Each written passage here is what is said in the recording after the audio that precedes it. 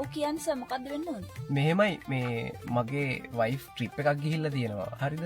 මට දැන් මේ ගෙදර මට මේ බනින්න කවුරුත් නැහැ. ඔයා සාමාන්‍යයෙන් يعني බැනුමකටනේ 1000 කියලා තියෙන්නේ. කුටියකට 2000 ඉන්නේ. සාමාන්‍යයෙන් දවසටම 6 කරනවා නම් කීයක් වගේ වෙනවද? දවසකටනේ දවසකට 10000ක් වගේ. 10000ක් නේ. හරි. නගින්නකෝ වාහනේ.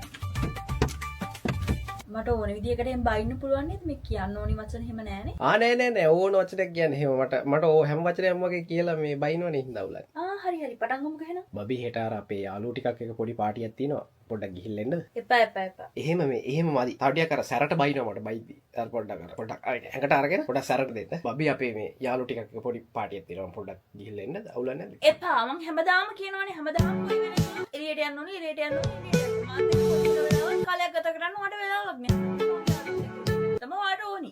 මොකද්ද මේකේ තේරුම? මං ගැනත් පොඩ්ඩක් හිතන්න. හරියටම හරි. දැන් තමයි මට අර ගෙදර ඉන්නවා කියලා දැනෙන්නේ.